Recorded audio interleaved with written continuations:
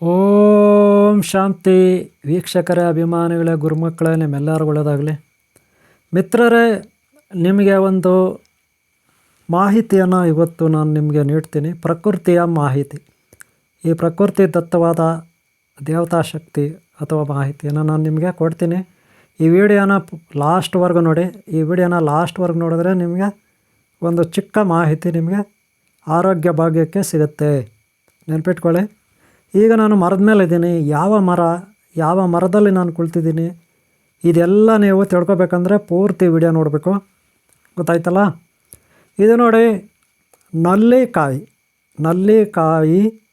ಆಮ್ಲ, ನಲ್ಲಿಕಾಯಿ ಸಾಕಷ್ಟು ಹಣ್ಣುಗಳ ಪಾಕದಿಂದ ಮಾಡಿರ್ತಕ್ಕಂಥ, ಸಾಕಷ್ಟು ಹಣ್ಣುಗಳ ಆಮ್ಲೀಯದಿಂದ ಮಾಡಿರ್ತಕ್ಕಂಥ ಒಂದು ಸ್ವೀಟ್, ರುಚಿಕರವಾದ ಸಿಹಿಯಾದ ನಲ್ಲಿಕಾಯಿ ಹಣ್ಣುಗಳು. ಇದು ಪತಂಜಲಿಯವರ ಆಮ್ಲ ಅವರು ಮಾಡಿರ್ತಕ್ಕಂಥ ನಲ್ಲಿಕಾಯಿದು.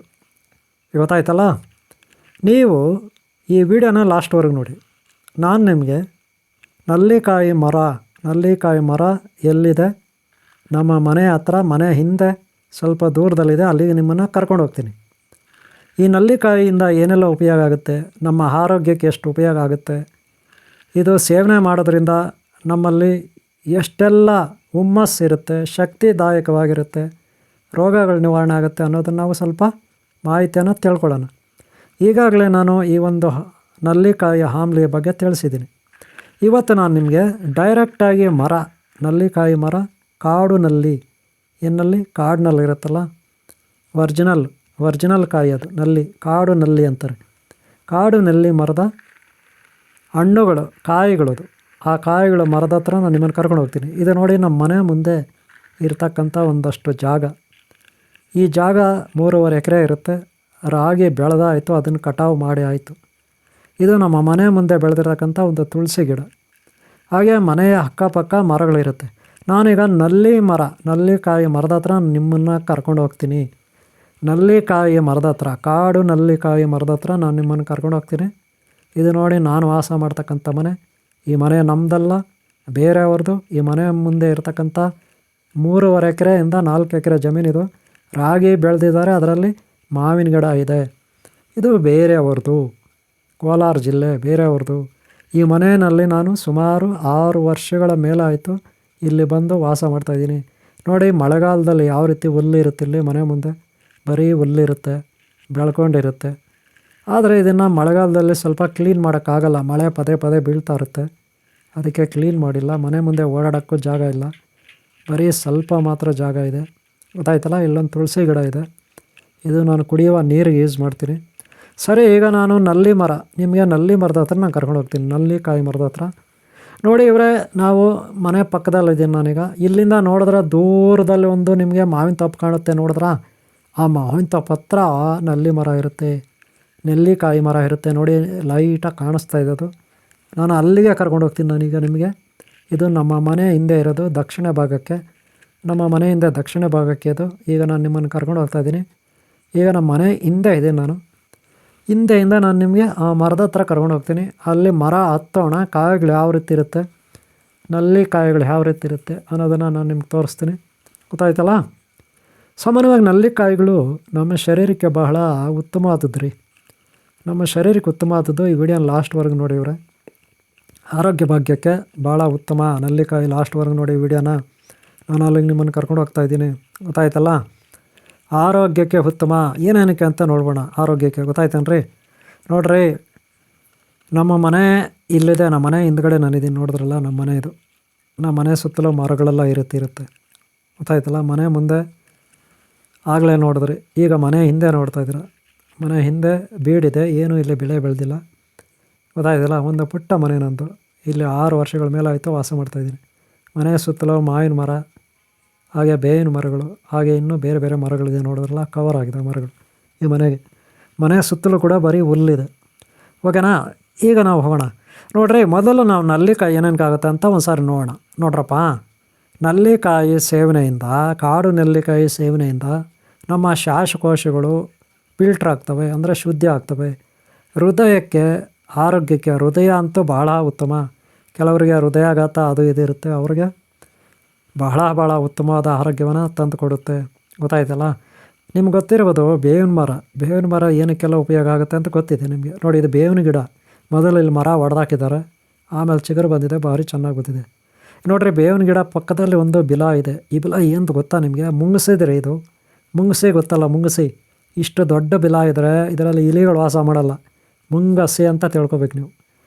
ಹಾಗೆ ಅದರ ಪಕ್ಕದಲ್ಲಿ ಶುದ್ಧವಾಗಿದ್ದರೆ, ಬಿಲದ ಪಕ್ಕದಲ್ಲಿ ಶುದ್ಧವಾಗಿದ್ದರೆ ಜಾಗ, ಇದರಲ್ಲಿ ವಾಸ ಮಾಡ್ತಾಯಿದೆ ಮುಂಗಸಿ ಅಂತ ಅರ್ಥ. ಗೊತ್ತಾಯ್ತಲ್ರಿ? ತಿಳ್ಕೊಳ್ಳಿ, ಓಕೆನಾ? ಈಗ ನಾವು ಹೊರಡೋಣ, ನಲ್ಲಿಕಾಯಿ ಮರದ ಹತ್ರ ಹೋಗೋಣ. ನೋಡಿರಿ, ನಲ್ಲಿಕಾಯಿದಿಂದ ಆರೋಗ್ಯ ಭಾಗ್ಯ ಯಾವ್ಯಾವ ರೀತಿ? ಶ್ವಾಸಕೋಶಗಳು ಶುದ್ಧಿ ಆಗುತ್ತೆ, ಸುಲಭವಾಗಿ ಉಸಿರಾಟ ಆಡ್ಬೋದು, ಆಸ್ತಮಾ ಅವರು ಇವರು ಇರೋರು. ನೆಕ್ಸ್ಟ್ ಏನು ಗೊತ್ತೇನ್ರಿ? ಹೃದಯ ಅದೆಲ್ಲ ಹೃದಯಾಘಾತ ಆಗೋರು, ಹೃದಯದ ಪ್ರಾಬ್ಲಮ್ಗಳು ಇರೋರು, ಅವ್ರಿಗೆ ಭಾಳ ಉತ್ತಮ ಇದು. ಯಾವುದು? ರಕ್ತ ಪರಿಚಲನೆ ಎಲ್ಲ ಆಗಬೇಕಂದ್ರೆ ನಲ್ಲಿಕಾಯಿ ಸೇವನೆ ಮಾಡಬೇಕು, ಅದರಲ್ಲೂ ಕಾಡು ನಲ್ಲಿಕಾಯಿ. ಗೊತ್ತಾಯ್ತಲ್ಲ? ಇಲ್ಲಿ ತೋರಿಸ್ತೀನಿ ನಾನು. ನೋಡಿರಿ, ಮರ ಅಲ್ಲೇ ಇದೆ ರೀ. ನೋಡಿರಿ, ಸ್ವಲ್ಪ ದೂರದಲ್ಲಿದೆ ಮರ. ನಾನು ನಿಮಗೆ ತೋರಿಸ್ತೀನಿ, ಕರ್ಕೊಂಡು ಹೋಗ್ತಾಯಿದ್ದೀನಿ. ಆಮೇಲೆ ನಮ್ಮ ಮೆದುಳು ಇರುತ್ತಲ್ಲನ್ರಿ, ನಮ್ಮ ಬ್ರೈನ್ಗೆ ಭಾಳ ಉತ್ತಮ ಇದೆ ಮೆದುಳು. ನಮ್ಮ ಮೆದುಳು ನರ್ವ್ ಸಿಸ್ಟಮ್, ನ್ಯೂರಾನ್ ಸಿಸ್ಟಮ್ ಚೆನ್ನಾಗಿ ಕೆಲಸ ಮಾಡಬೇಕಂದ್ರೆ ನಲ್ಲಿಕಾಯಿ ಸೇವನೆ, ಕಾಡು ನಲ್ಲಿಕಾಯಿ ಸೇವನೆ ಭಾಳ ಉತ್ತಮ, ನೆನಪಿಟ್ಕೊಳ್ಳಿ. ಆಮೇಲೆ ನರ್ವ್ ಸಿಸ್ಟಮ್, ನಮ್ಮ ಶರೀರದಲ್ಲಿ ನರಗಳ ದೌರ್ಬಲ್ಯ, ಮೂಳೆಗಳ ಒಂದು ಸವಿತ, ಮೂಳೆಗಳ ನೋವು, ಕಾಲುಗಳ ನೋವು, ಹೊಟ್ಟೆ ಕಿಡ್ನಿ ಫಿಲ್ಟ್ರೇಷನ್ನು, ಇವೆಲ್ಲಕ್ಕೂ ಕಾಡು ನಲ್ಲಿಕಾಯಿ ಬಹಳ ಮುಖ್ಯ. ನೋಡ್ರಿ, ಕಾಡು ನಲ್ಲಿಕಾಯಿ ಮರದ ಹತ್ರ ನಾನು ಬಂದುಬಿಟ್ಟಿದ್ದೀನಿ. ಈಗ ನಿಮ್ಮನ್ನು ಕರ್ಕೊಂಡು ಬಂದುಬಿಟ್ಟಿದ್ದೀನಿ. ಈ ಮರ ಹತ್ತಬೇಕೀಗ, ಕಾಯಿಗಳು ಬಿಟ್ಟಿದೆ ಅಂತ ನಾರಾಯಣ ರೆಡ್ಡಿ ಎಮ್ ಈ ತೋಟದ ಮಾಲೀಕ. ನಾರಾಯಣ ರೆಡ್ಡಿ ಎಮ್ ಈ ತೋಟದ ಮಾಲೀಕ, ಅವ್ರ ಮಾವ ಅವರು ಈ ತೋಟದ ಮಾಲೀಕರು. ಮದ್ದೇರಿ ಮಲ್ಲಂಡಳ್ಳಿ ಗ್ರಾಮ, ಕೋಲಾರ ಜಿಲ್ಲೆ, ಕೋಲಾರ ತಾಲೂಕು. ಅವ್ರದ್ದು ತೋಟ ಇದು. ನಾನು ಇಲ್ಲಿ ಬಂದಿದ್ದೀನಿ. ನಾನು ಈ ಊರಲ್ಲಿ ಇರೋದಿಲ್ಲ ಹೆಚ್ಚಾಗಿ. ನಾನೇನಿದ್ರು ಬೆಂಗಳೂರು, ಮೈಸೂರು ಇತ್ಯಾದಿ ಬೇರೆ ಗೌರಿಬಿದನೂರು ಅಂಥ ಕಡೆ ಇರ್ತೀನಿ. ನೋಡಿ, ಇದು ನಲ್ಲಿಕಾಯಿ ಮರ. ನೀವು ನೋಡ್ತಾ ಇದ್ರೆ ಈಗ ನಲ್ಲಿಕಾಯಿ ಮರ, ಮರದಲ್ಲಿ ಕಾಯಿಗಳು ಬಿಟ್ಟಿದೆ, ನೀವು ನೋಡ್ಬೋದು. ಮರದಲ್ಲಿ ನಲ್ಲಿಕಾಯಿ ಮರದಲ್ಲಿ ಕಾಯಿಗಳು ಬಿಟ್ಟಿದೆ. ಈಗ ಮರ ಹತ್ತೋಣ ನಾವು. ಹತ್ಬಿಟ್ಟು ನಿಮಗೆ ಕಾಯಿನ ಕಿತ್ತು ತೋರಿಸ್ತೀನಿ. ಸ್ವಲ್ಪ ವೆಯ್ಟ್ ಮಾಡಿ. ಮೊದಲು ಮರ ನೋಡ್ಕೊಳ್ಳಿ ಯಾವ ಥರ ಇದೆ ನಲ್ಲಿಕಾಯಿ ಮರ ಅಂತ. ನಿಮಗೆಲ್ಲ ಗೊತ್ತಿರುತ್ತೆ ಕಾಡು ನಲ್ಲಿಕಾಯಿ ಮರ. ಓಕೆ ಅವರೇ, ನಿಮ್ಗೆ ಒಳ್ಳೇದಾಗಲಿ. ಈ ಮರ ಹತ್ತೋಣ. ಈಗ ಮರದಲ್ಲಿ ನಾವು ನೋಡೋಣ, ಓಕೆನಾ? ಈಗ ಮರ ಹತ್ತಬೇಕು, ನಿಮಗೋಸ್ಕರ ನಾನು ಪ್ರಯತ್ನ ಪಡ್ತೀನಿ. ಭಾಳ ಉತ್ತಮ, ಆರೋಗ್ಯ ಭಾಗ್ಯಕ್ಕೆ ಉತ್ತಮ. ನೆನಪಿಟ್ಕೊಳ್ಳಿ ಇವರೇ, ನಲ್ಲಿಕಾಯಿ ಮರ. ಗೊತ್ತಾಯ್ತಾ? ಈ ಮರ ಹತ್ತೋಣ. ಈಗ ಮರ ಹತ್ತಿ ನಾನು ತುಂಬ ದಿನ ಆಯಿತು, ತುಂಬ ವರ್ಷಗಳಾಯಿತು. ಮೊದಲು ನಾನು ನಿಮ್ಮ ಹಾಗೆ ಸಂಸಾರಿ ಆಗಿರೋವಾಗ ಹತ್ತಿದ್ದೆ. ಈಗ ಮರದ ಮೇಲೆ ನಾನು ಈ ಕಾಯಿಗಳನ್ನು ಈಗ ತೋರಿಸ್ತಾ ಇದ್ದೀನಿ. ಆದರೆ ಮರ ಹೇಗೆ ಹತ್ತಿದೆ ಅಂತ ನಾನು ನಿಮಗೆ ತೋರಿಸ್ಲಿಲ್ಲಲ್ವ? ತೋರಿಸ್ತೀನಿ. ಈ ಕೋಲಾರ ಜಿಲ್ಲೆಯಲ್ಲಿ ಸ್ವಲ್ಪ ರೋಗ ಜಾಸ್ತಿ. ಸರಿಯಾಗಿ ಯಾವುದೇ ತರಕಾರಿಗಳು, ಹಣ್ಣುಗಳು, ಕಾಯಿಗಳು ದೊಡ್ಡವಾಗಲ್ಲ, ಫ್ರೆಶ್ ಆಗಿರಲ್ಲ. ಬೇಜಾರು ಮಾಡ್ಕೋಬೇಡಿ, ಇದು ಫ್ರೆಶ್ ಆಗಿಲ್ಲ, ಆದರೂ ಕಾಯಿ ಬಿಟ್ಟಿದೆ. ಮೊದಲು ನಾವು ಮರ ಹತ್ತೋದು ಹಿಂಗೆ ಟ್ರೈ ಮಾಡೋಣ. ನೋಡ್ರಿ, ಇದು ಮರ ಹತ್ತೋದು ಅಂದರೆ ಅಷ್ಟು ಸುಲಭ ಅಲ್ಲ. ಆದರೆ ನಾನು ಚಿಕ್ಕ ಹುಡುಗ ಅಲ್ಲಿ ಬಹಳ ಸುಲಭವಾಗಿ ಹತ್ಬಿಡ್ತಾ ಇದ್ದಾರೆ. ದೊಡ್ಡ ತೆಂಗಿನ ಮರಗಳು ಹತ್ತಿದ್ದೆ. ಸುಮಾರು 50 ಮೀಟ್ರು ಎತ್ತರವಾಗಿರೋ ಮರಗಳು ಹತ್ತಿದ್ದೆ. ಹತ್ರ 100 ಮೀಟರ್ ಎತ್ತರ ಇರಲಿ ತೆಂಗಿನ ಮರಗಳು ಹತ್ತಾ ಇದ್ದೆ, ಕಾಯಿ ಕೇಳ್ತಿದ್ದೆ.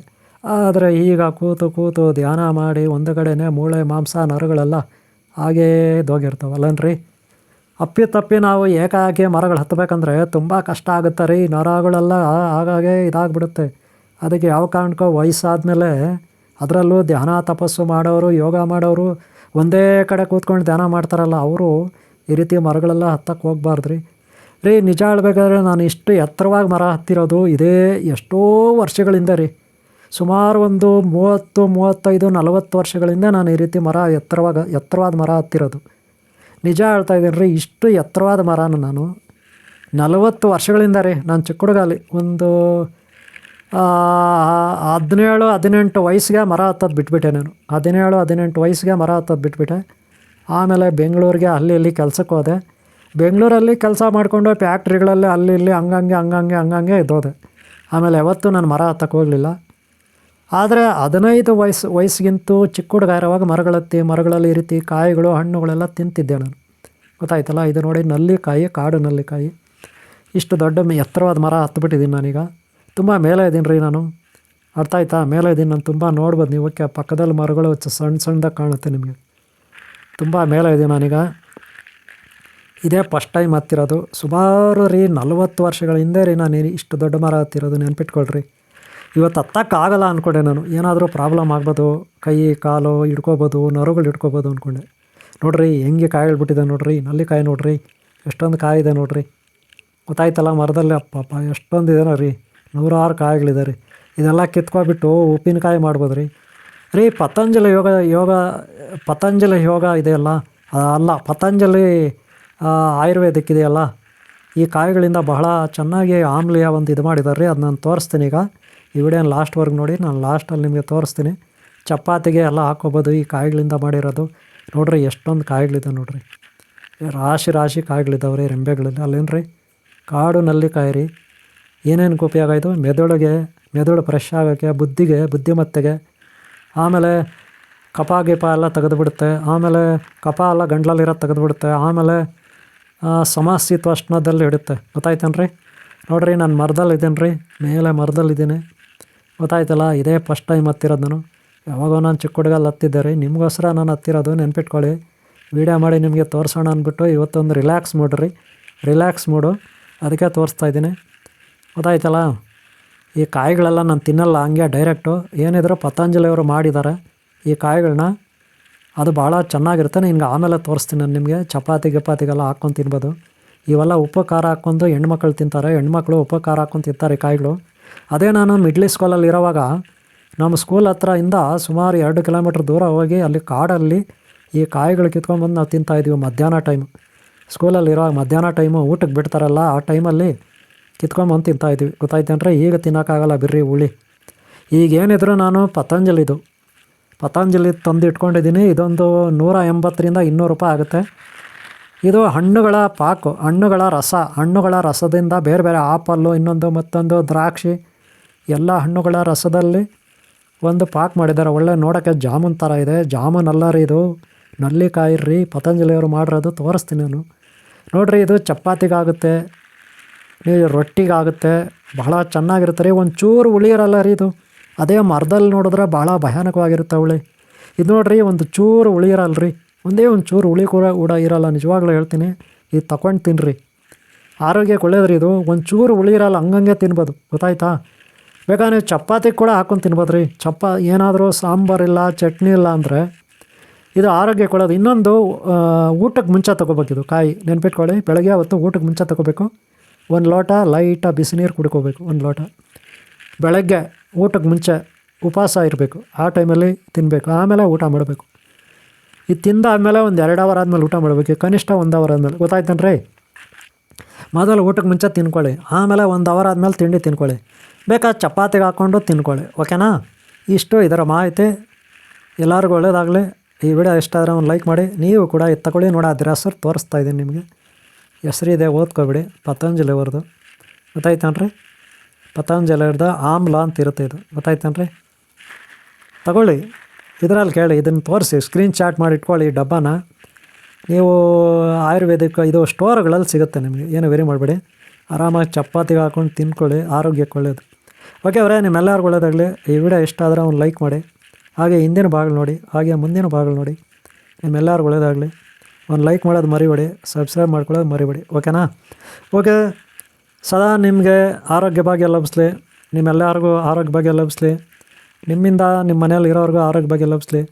ನಿಮ್ಗೆ ಒಳ್ಳೆಯದಾಗಲಿ. ಈ ವಿಡಿಯೋನ ಲಾಸ್ಟ್ವರೆಗೂ ನೋಡಿದ್ರೆ ಲೈಕ್ ಮಾಡೋದು ಮರಿಬೇಡಿ. ಓಂ ಶಾಂತಿ, ಓಂ ಶಾಂತಿ, ಓಂ ಶಾಂತಿ. ಇವರೇ ಎಲ್ಲರಿಗೂ ಒಳ್ಳೆಯದಾಗಲಿ. ಓಂ ಶಾಂತಿ.